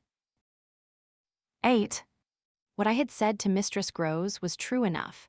There were in the matter I had put before her depths and possibilities that I lacked resolution to sound, so that when we met once more in the wonder of it, we were of a common mind about the duty of resistance to extravagant fancies. We were to keep our heads if we should keep nothing else, difficult indeed as that might be in the face of what, in our prodigious experience, was least to be questioned. Late that night, while the house slept, we had another talk in my room, when she went all the way with me as to its being beyond doubt that I had seen exactly what I had seen. To hold her perfectly in the pinch of that, I found I had only to ask her how, if I had made it up. I came to be able to give, of each of the persons appearing to me, a picture disclosing, to the last detail, their special marks, a portrait on the exhibition of which she had instantly recognized and named them. She wished, of course, small blame to her, to sink the whole subject, and I was quick to assure her that my own interest in it had now violently taken the form of a search for the way to escape from it. I encountered her on the ground of a probability that with recurrence, for recurrence we took for granted, I should get used to my danger, distinctly professing that my personal exposure had suddenly become the least of my discomforts. It was my new suspicion that was intolerable. And yet, even to this complication, the later hours of the day had brought a little ease. On leaving her, after my first outbreak, I had of course returned to my pupils, associating the right remedy for my dismay with that sense of their charm, which I had already found to be a thing I could positively cultivate and which had never failed me yet. I had simply, in other words, plunged afresh into Flora's special society and there become aware, it was almost a luxury, that she could put her little conscious hand straight upon the spot that ached. She had looked at me in sweet speculation and then had accused me to my face of having cried. I had supposed I had brushed away the ugly signs, but I could literally, for the time, at all events, rejoice under this fathomless charity that they had not entirely disappeared. To gaze into the depths of blue of the child's eyes and pronounce their loveliness a trick of premature cunning was to be guilty of a cynicism in preference to which I naturally preferred to abjure my judgment, and, so far as might be, my agitation. I couldn't abjure for merely wanting to, but I could repeat to Mistress Grows, as I did there, over and over in the small hours, that with their voices in the air, their pressure on one's heart, and their fragrant faces against one's cheek, everything fell to the ground but their incapacity and their beauty. It was a pity that, somehow, to settle this once for all, I had equally to re-enumerate the signs of subtlety that, in the afternoon, by the lake had made a miracle of my show of self-possession. It was a pity to be obliged to re-investigate the certitude of the moment itself, and repeat how it had come to me as a revelation that the inconceivable communion I then surprised was a matter, for either party, of habit. It was a pity that I should have had to quaver out again the reasons for my not having, in my delusion, so much as questioned that the little girl saw our visitant even as I actually saw Mistress Grows herself, and that she wanted, by just so much as she did thus see, to make me suppose she didn't, and at the same time, without showing anything, arrive at a guess as to whether I myself did. It was a pity that I needed once more to describe the portentous little activity by which she sought to divert my attention, the perceptible increase of movement, the greater intensity of play, the singing, the gabbling of nonsense, and the invitation to romp. Yet if I had not indulged, to prove there was nothing in it, in this review, I should have missed the 2 or 3 dim elements of comfort that still remained to me. I should not, for instance, have been able to asseverate to my friend that I was certain, which was so much to the good, that I at least had not betrayed myself. I should not have been prompted, by stress of need, by desperation of mind, I scarce know what to call it, to invoke such further aid to intelligence as might spring from pushing my colleague fairly to the wall. She had told me, bit by bit, under pressure, a great deal, but a small shifty spot on the wrong side of it all still sometimes brushed my brow like the wing of a bat, and I remember how on this occasion, for the sleeping house and the concentration alike of our danger and our watch seemed to help, I felt the importance of giving the last jerk to the curtain. "I don't believe anything so horrible," I recollect saying. "No, let us put it definitely, my dear, that I don't. But if I did, there's a thing I should require now, just without sparing you the least bit more. Oh, not a scrap, come, to get out of you. What was it you had in mind when, in our distress, before Miles came back, over the letter from his school, you said, under my insistence, that you didn't pretend for him that he had not literally ever been bad. He has not literally, ever. In these weeks that I myself have lived with him and so closely watched him, he has been an imperturbable little prodigy of delightful, lovable goodness. Therefore you might perfectly have made the claim for him if you had not, as it happened, seen an exception to take. What was your exception, and to what passage in your personal observation of him did you refer?" It was a dreadfully austere inquiry, but levity was not our note, and, at any rate, before the gray dawn admonished us to separate, I had got my answer. What my friend had had in mind proved to be immensely to the purpose. It was neither more nor less than the circumstance that for a period of several months Quint and the boy had been perpetually together. It was in fact the very appropriate truth that she had ventured to criticize the propriety, to hint at the incongruity of so close an alliance, and even to go so far on the subject as a frank overture to Miss Jessel. Miss Jessel had, with a most strange manner, requested her to mind her business, and the good woman had on this directly approached little Miles. What she had said to him, since I pressed, was that she liked to see young gentlemen not forget their station. I pressed again, of course, at this. You reminded him that Quint was only a base menial. As you might say. And it was his answer, for one thing, that was bad. And for another thing, I waited. He repeated your words to Quint. No, not that. It's just what he wouldn't, she could still impress upon me. I was sure, at any rate, she added, that he didn't. But he denied certain occasions. What occasions? When they had been about together quite as if Quint were his tutor, and a very grand one, and Miss Jessel only for the little lady. When he had gone off with the fellow, I mean, and spent hours with him. He then prevaricated about it, he said he hadn't. Her assent was clear enough to cause me to add in a moment, I see. He lied. Oh, Mistress Groves mumbled. This was a suggestion that it didn't matter, which indeed she backed up by a further remark. You see, after all, Miss Jessel didn't mind. She didn't forbid him. I considered. Did he put that to you as a justification? At this she dropped again. No, he never spoke of it. Never mentioned her in connection with Quint. She saw, visibly flushing, where I was coming out. Well, he didn't show anything. He denied, she repeated, he denied. Lord, how I pressed her now. So that you could see, he knew what was between the two wretches. I don't know, the poor woman groaned. You do know, you dear thing, I replied. Only you haven't my dreadful boldness of mind, and you keep back, out of timidity and modesty and delicacy, even the impression that, in the past, when you had, without my aid, to flounder about in silence, most of all made you miserable. But I shall get it out of you yet. There was something in the boy that suggested to you, I continued, that he covered and concealed their relation. Oh, he couldn't prevent.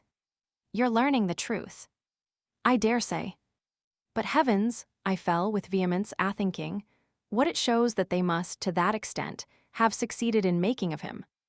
Ah, nothing that's not nice now, Mistress Groves lugubriously pleaded. I don't wonder you looked queer, I persisted, when I mentioned to you the letter from his school. I doubt if I looked as queer as you, she retorted with homely force. And if he was so bad then as that comes to, how is he such an angel now? Yes, indeed, and if he was a fiend at school. So how? Well, I said in my torment, you must put it to me again, but I shall not be able to tell you for some days. Only, put it to me again, I cried in a way that made my friends stare. There are directions in which I must not for the present let myself go.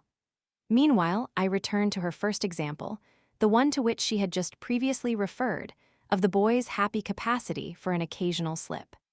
If Quint, on your remonstrance at the time you speak of, was a base menial, one of the things Miles said to you, I find myself guessing, was that you were another. Again her admission was so adequate that I continued, and you forgave him that. Wouldn't you? Oh, yes, and we exchanged there in the stillness a sound of the oddest amusement. Then I went on, at all events while he was with the man. Miss Flora was with the woman. It suited them all. It suited me, too, I felt, only too well. By which I mean that it suited exactly the particularly deadly view I was in the very act of forbidding myself to entertain. But I so far succeeded in checking the expression of this view that I will throw, just here, no further light on it than may be offered by the mention of my final observation to Mistress Groves. His having lied and been impudent are, I confess, less engaging specimens than I had hoped to have from you of the outbreak in him of the little natural man. Still, I mused, they must do, for they make me feel more than ever that I must watch. It made me blush, the next minute, to see in my friend's face how much more unreservedly she had forgiven him than her anecdote struck me, as presenting to my own tenderness an occasion for doing. This came out when, at the schoolroom door, she quitted me. Surely you don't accuse him of carrying on an intercourse that he conceals from me. Ah, remember that until further evidence I now accuse nobody. Then, before shutting her out to go by another passage to her own place, I must just wait, I wound up. 9. I waited and waited, and the days, as they elapsed, took something from my consternation. A very few of them, in fact, passing, in constant sight of my pupils without a fresh incident, sufficed to give to grievous fancies and even to odious memories a kind of brush of the sponge. I have spoken of the surrender to their extraordinary childish grace as a thing I could actively cultivate, and it may be imagined if I neglected now to address myself to this source for whatever it would yield. Stranger than I can express, certainly, was the effort to struggle against my new lights. It would doubtless have been, however, a greater tension still had it not been so frequently successful. Used to wonder how my little charges could help guessing that I thought strange things about them. And the circumstances that these things only made them more interesting was not by itself a direct aid to keeping them in the dark. I trembled lest they should see that they were so immensely more interesting.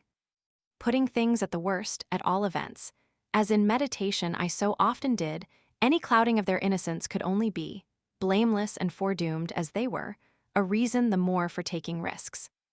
There were moments when, by an irresistible impulse, I found myself catching them up and pressing them to my heart. As soon as I had done so, I used to say to myself, "What will they think of that? Doesn't it betray too much?" It would have been easy to get into a sad, wild tangle about how much I might betray. But the real account, I feel, of the hours of peace that I could still enjoy was that the immediate charm of my companions was a beguilement still effective even under the shadow of the possibility that it was studied.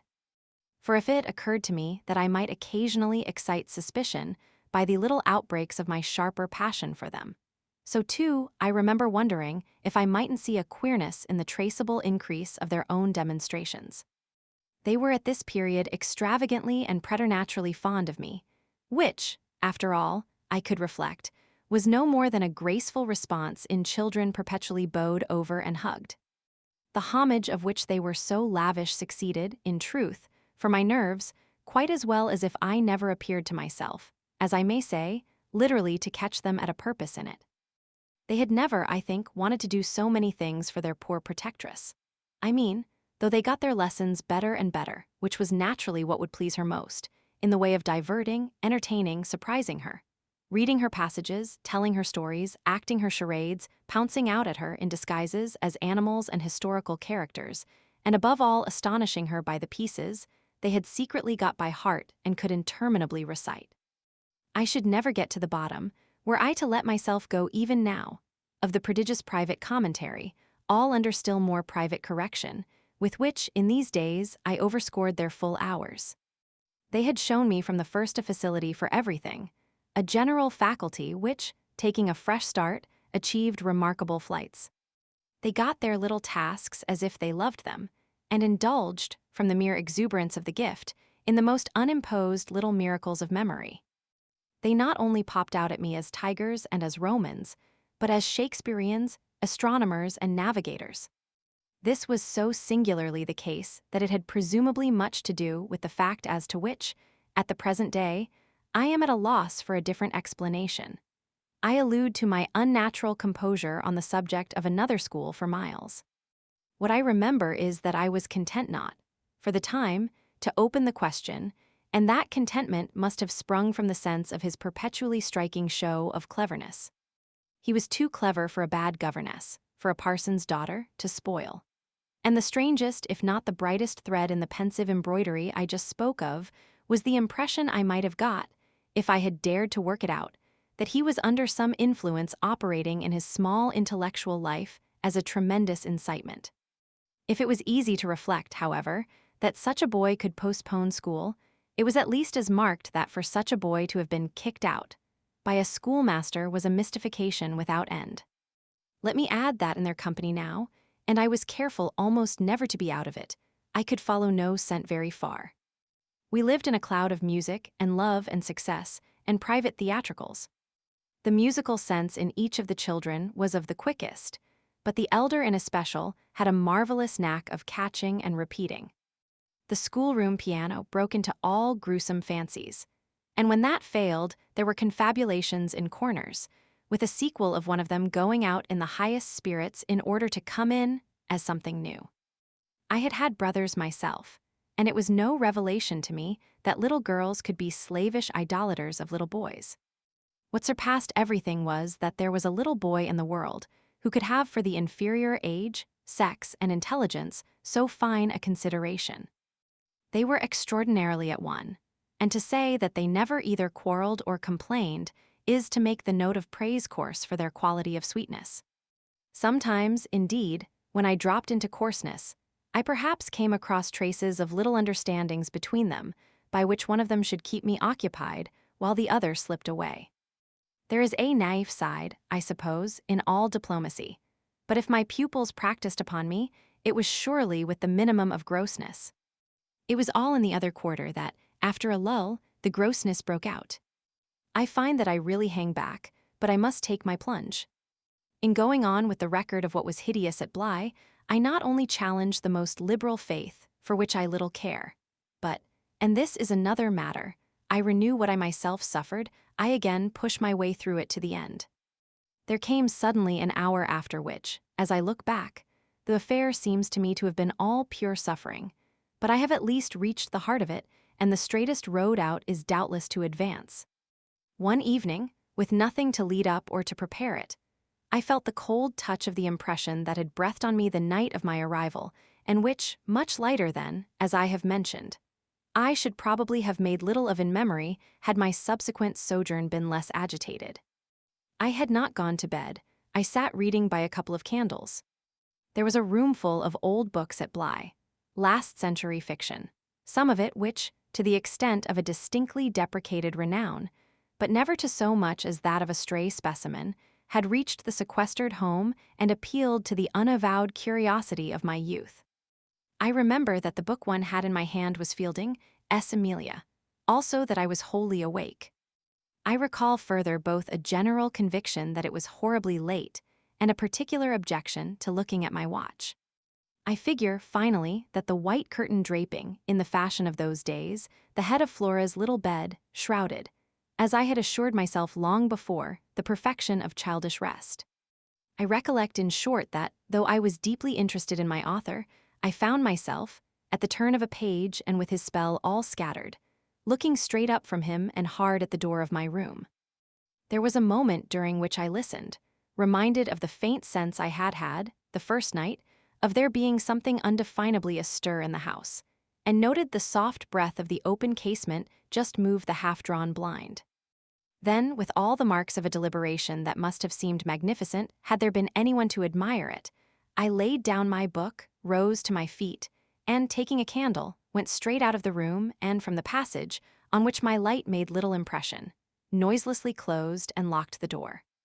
I can say now neither what determined nor what guided me, but I went straight along the lobby, holding my candle high, till I came within sight of the tall window that presided over the great turn of the staircase. At this point, I precipitately found myself aware of three things. They were practically simultaneous, yet they had flashes of succession. My candle, under a bold flourish, went out, and I perceived, by the uncovered window, that the yielding dusk of earliest morning rendered it unnecessary. Without it, the next instant, I saw that there was someone on the stair. I speak of sequences, but I required no lapse of seconds to stiffen myself for a third encounter with Quint. The apparition had reached the landing halfway up, and was therefore on the spot nearest the window, where at sight of me, it stopped short and fixed me exactly as it had fixed me from the tower and from the garden. He knew me as well as I knew him, and so, in the cold, faint twilight, with a glimmer in the high glass and another on the polish of the oak stair below, we faced each other in our common intensity. He was absolutely, on this occasion, a living, detestable, dangerous presence. But that was not the wonder of wonders. I reserve this distinction for quite another circumstance. The circumstance that dread had unmistakably quitted me, and that there was nothing in me there that didn't meet and measure him. I had plenty of anguish after that extraordinary moment, but I had, thank God, no terror. And he knew I had not. I found myself at the end of an instant magnificently aware of this. I felt in a fierce rigor of confidence that if I stood my ground a minute I should cease, for the time, at least, to have him to reckon with, and during the minute, accordingly, the thing was as human and hideous as a real interview, hideous just because it was human as to have met alone, in the small hours, in a sleeping house, some enemy, some adventurer, some criminal. It was the dead silence of our long gaze at such close quarters that gave the whole horror, huge as it was, its only note of the unnatural.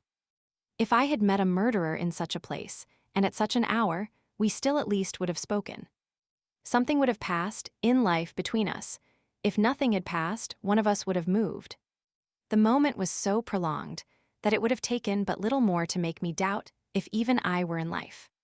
I can't express what followed it save by saying that the silence itself, which was indeed in a manner an attestation of my strength, became the element into which I saw the figure disappear, in which I definitely saw it turn as I might have seen the low wretch to which it had once belonged turn on receipt of an order, and pass, with my eyes on the villainous back that no hunch could have more disfigured, straight down the staircase and into the darkness in which the next bend was lost. 10. I remained a while at the top of the stair, but with the effect presently of understanding that when my visitor had gone, he had gone. Then I returned to my room. The foremost thing I saw there by the light of the candle I had left burning was that Flora's little bed was empty. And on this, I caught my breath with all the terror that, 5 minutes before, I had been able to resist. I dashed at the place in which I had left her lying and over which, for the small silk counterpane and the sheets were disarranged. The white curtains had been deceivingly pulled forward. Then my step, to my unutterable relief, produced an answering sound. I perceived an agitation of the window blind, and the child, ducking down, emerged rosily from the other side of it. She stood there in so much of her candor, and so little of her nightgown, with her pink bare feet and the golden glow of her curls. She looked intensely grave, and I had never had such a sense of losing an advantage acquired, the thrill of which had just been so prodigious, as on my consciousness that she addressed me with a reproach. "You naughty, where have you been?" Instead of challenging her own irregularity, I found myself arraigned and explaining. She herself explained, for that matter, with the loveliest, eagerest simplicity. She had known suddenly, as she lay there, that I was out of the room, and had jumped up to see what had become of me. I had dropped, with the joy of her reappearance, back into my chair, feeling then, and then only, a little faint. And she had pattered straight over to me, thrown herself upon my knee, given herself to be held with the flame of the candle full in the wonderful little face that was still flushed with sleep. I remember closing my eyes an instant, yieldingly, consciously, as before the excess of something beautiful that shone out of the blue of her own. "You were looking for me out of the window," I said. "You thought I might be walking in the grounds." "Well, I thought someone was." She never blanched as she smiled out that at me. Oh, how I looked at her now. "And did you see anyone?" "Ah, no," she returned, almost with the full privilege of childish inconsequence, resentfully, though with a long sweetness in her little drawl of the negative. At that moment, in the state of my nerves, I absolutely believed she lied. And if I once more closed my eyes, it was before the dazzle of the 3 or 4 possible ways in which I might take this up. One of these, for a moment, tempted me with such singular intensity that, to withstand it, I must have gripped my little girl with a spasm that, wonderfully, she submitted to without a cry or a sign of fright. Why not break out at her on the spot and have it all over? Give it to her straight in her lovely little lighted face. You see, you know that you do and that you already quite suspect I believe it. Therefore, why not frankly confess it to me, so that we may at least live with it together and learn perhaps, in the strangeness of our fate, where we are and what it means? This solicitation dropped, alas, as it came. If I could immediately have succumbed to it, I might have spared myself. Well, you'll see what. Instead of succumbing, I sprang again to my feet, looked at her bed, and took a helpless middle way. "Why did you pull the curtain over the place to make me think you were still there?" Flora luminously considered, after which, with her little divine smile, "Because I don't like to frighten you." "But if I had, by your idea, gone out?" She absolutely declined to be puzzled. She turned her eyes to the flame of the candle, as if the question were as irrelevant, or at any rate as impersonal, as Mistress Marset or 9 times 9. "Oh, but she quite adequately answered, "that you might come back, you dear, and that you have." And after a little, when she had got into bed, I had for a long time, by almost sitting on her to hold her hand, to prove that I recognized the pertinence of my return. You may imagine the general complexion, from that moment, of my nights. I repeatedly sat up till I didn't know when. I selected moments when my roommate unmistakably slept, and, stealing out, took noiseless turns in the passage and even pushed as far as to where I had last met Quint. But I never met him there again, and I may as well say at once that I on no other occasion saw him in the house. I just missed, on the staircase, on the other hand, a different adventure. Looking down it from the top, I once recognized the presence of a woman seated on one of the lower steps with her back presented to me, her body half bowed and her head, in an attitude of woe, in her hands. I had been there but an instant, however, when she vanished without looking round at me. I knew, nonetheless, exactly what dreadful face she had to show, and I wondered whether, if instead of being above I had been below, I should have had, for going up, the same nerve I had lately shown Quint. Well, there continued to be plenty of chance for nerve. On the 11th night after my latest encounter with that gentleman, they were all numbered now. I had an alarm that perilously skirted it, and that indeed, from the particular quality of its unexpectedness, proved quite my sharpest shock. It was precisely the first night during this series that, weary with watching, I had felt that I might again, without laxity, lay myself down at my old hour. I slept immediately and, as I afterward knew, till about 1 o'clock. But when I woke it was to sit straight up, as completely roused as if a hand had shook me. I had left a light burning, but it was now out, and I felt an instant certainty that Flora had extinguished it. This brought me to my feet and straight, in the darkness, to her bed, which I found she had left. A glance at the window enlightened me further, and the striking of a match completed the picture. The child had again got up, this time blowing out the taper, and had again, for some purpose of observation or response, squeezed in behind the blind and was peering out into the night. That she now saw, as she had not, I had satisfied myself, the previous time, was proved to me by the fact that she was disturbed neither by my relumination nor by the haste I made to get into slippers and into a wrap. Hidden, protected, absorbed, she evidently rested on the sill. The casement opened forward and gave herself up. There was a great still moon to help her, and this fact had counted in my quick decision.